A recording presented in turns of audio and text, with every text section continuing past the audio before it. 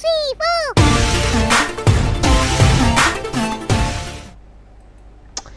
Halo Gunarwan dan Gunarwati sekalian, ketemu lagi ya di channel saya Gunar Os. Dan seperti biasa setelah pertandingan kita akan melakukan review ya dari pertandingan kemarin, dimana kita menang 1-2 di kandang Nottingham Forest ya, City Ground. Dan ya ada beberapa momen-momen yang agak menegangkan ya, terutama di 20, ya nggak 20 lah, sekitar 10 menit akhir ya gitu ya. Kemenangan yang cukup bagus ya, karena kita melihat memang Nottingham Forest itu bermain sangat bertahan, jadi ya kita mampu juga untuk membongkar permainan bertahan seperti itu gitu ya.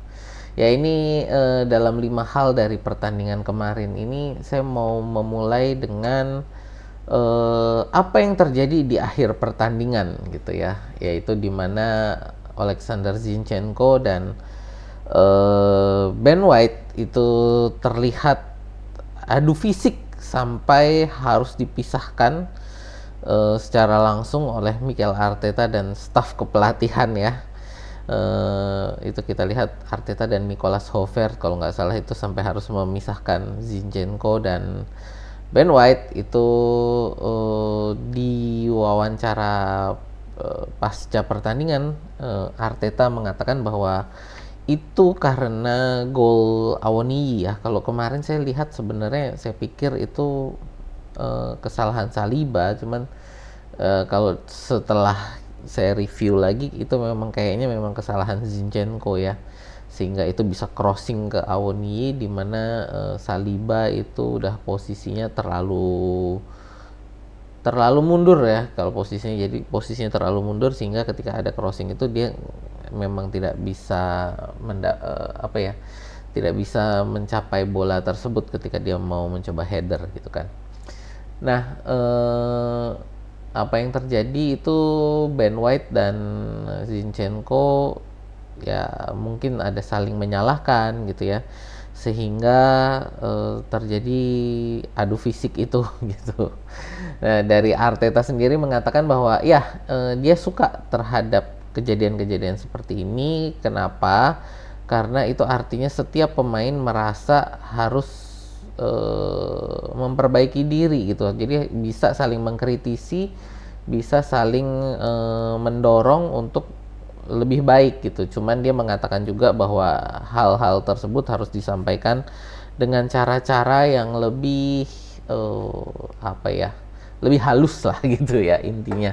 Jadi dia suka dalam kondisi-kondisi seperti ini bahwa setiap pemain berarti mencoba mendorong teman-temannya untuk berlaku lebih baik, untuk bisa bermain lebih baik. Cuman harus disampaikan dengan cara-cara yang lebih halus gitu ya. Ya jadi itulah di situ ya saya rasa tidak ada masalah besar ya. Cuman mungkin penyampaian yang tidak baik sehingga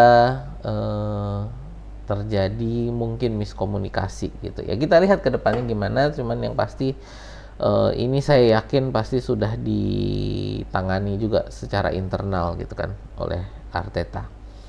Ya, berikutnya kita ngomong tentang Emil Smith Rowe ya. Ini juga kita lihat sebentar. Ya, yang kemarin turun perdana setelah sekian lama ya. Dia tidak turun karena cedera berkepanjangan kan sejak musim 2021 kalau nggak salah ya. 21-22, dan lalu kemarin musim 22-23 dia juga mulai sembuh, tidak diturunkan secara penuh. Ya ini starter pertama kali ya, tidak terlalu jelek ya, bermain 71 menit. Ini saya ingat nih ada satu percobaan gol yang melenceng tipis sekali. Dia mencoba ke corner, ke sudut kanan atas gawang gitu ya, jadi ke sudut kanan atas gawang, tapi sayang sekali melenceng tipis ini ya, percobaan gol ini. Jadi ya lumayan ya, passingnya ada 42 dari 45 percobaan passing, ada membuat satu peluang ya. Jadi ya lumayan lah ya kalau menurut saya untuk permainan dia kemarin. eh, Bisa mengikuti permainan Arsenal gitu ya. Jadi saya tidak melihat ada hal yang terlalu apa ya, perlu dikritisi juga dari permainan ISR kemarin gitu. Nah, ini yang sekarang kita lihat apakah ISR ini memang dimainkan untuk dites, apakah bisa dipakai untuk musim depan atau memang dipakai untuk mempromosikan dia untuk dijual gitu kan. Ya kita nggak tahu juga nanti di awal musim panas gimana, karena ya kita jujur aja, Emil Smith Rowe ini salah satu pemain yang mungkin kalau diuangkan bisa mendatangkan uang yang cukup besar bagi Arsenal gitu ya. Ya kita lihat nanti perkembangannya bagaimana gitu. Berikutnya kita mau lihat Starboy kita ya, Bukayo Saka. Ya, Saka musim ini sudah terlibat dalam 14 apa ya? 14 penciptaan gol. Jadi 14 aksi penciptaan gol. Jadi musim ini dia sudah menciptakan 7 gol dan 7 assist. Jadi terlibat dalam 14 aksi penciptaan gol ya. Cukup lumayan, tapi masih harus ditingkatkan karena dia musim lalu kan juga double digit ya untuk gol dan assist. Ya ini kemarin golnya dia juga luar biasa ya, assist dari Gabriel Jesus. Tendangan yang cukup keras walaupun walaupun Matt Turner itu bisa menggapai bola yang ditendang oleh Saka, tapi karena saking kerasnya tendangannya itu tetap mengarah ke gol ya. Jadi permainan yang cukup luar biasa. Saka juga kemarin saya lihat bekerja cukup keras ya untuk bermain dari sektor kanan. Jadi juga ya ini seperti kita lihat ya, dia dari kanan tapi banyak sekali menusuk ke tengah.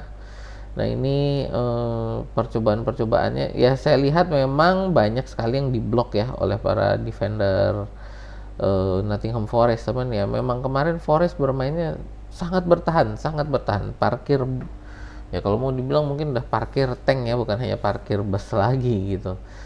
Saya lihat paling enggak selalu ada 7 atau 8 pemain di belakang bola, itu minimal gitu. Ketika Arsenal memegang bola, minimal ada 7-8 pemain selalu ada di belakang bola gitu. Ya, jadi kemarin permainan Saka untuk membuka ruang dari kiri dan dari kanan itu bekerja sama dengan Odegaard dan Ben White kemarin menurut saya cukup bagus. Ya kesempatan-kesempatannya ya kalau saya bilang bukan terbuang ya, cuman ya memang sekali lagi sangat disiplin kemarin permainan Forest gitu ya. Lalu berikutnya kita mau ngomong man of the match kita ya kemarin, Gabriel Jesus. Ya sangat pantas dia untuk mendapatkan man of the match. Saya lihat juga dia salah satu pemain yang bekerja paling keras di lapangan kemarin ya, mencoba banyak sekali tendangan ke arah gawang ya. Dan ini kemarin dia menciptakan gol pembuka ya dari throw in, dan gerakannya cantik banget lah kemarin Jesus itu, dan golnya itu melewati selangkangannya Matt Turner gitu.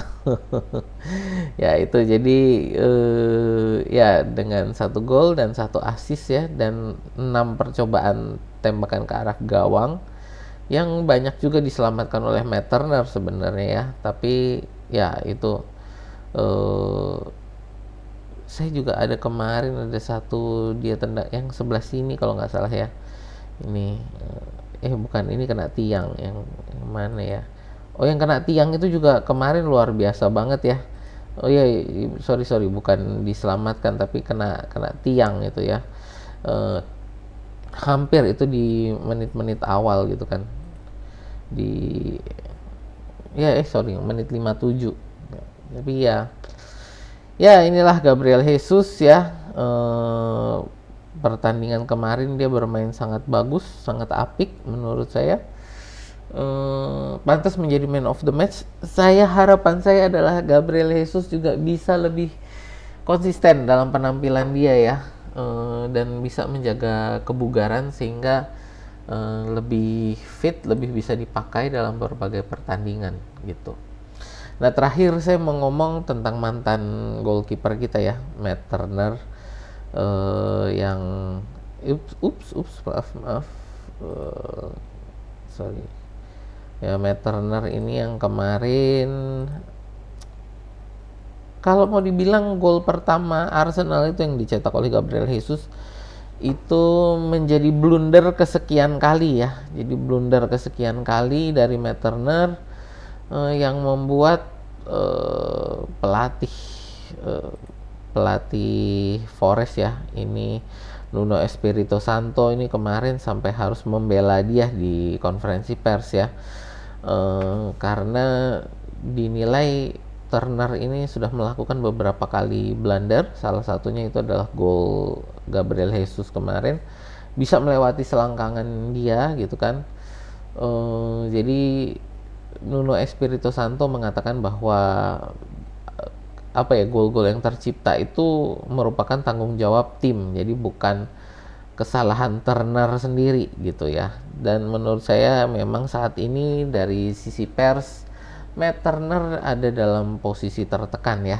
Jadi ya kita lihat nanti kedepannya bagaimana. Cuman kalau menurut saya mungkin ini juga salah satu alasan kenapa Arteta menjual Matt Turner gitu ya. Jadi memang kondisinya ya tidak terlalu bagus lah untuk Matt Turner saat ini.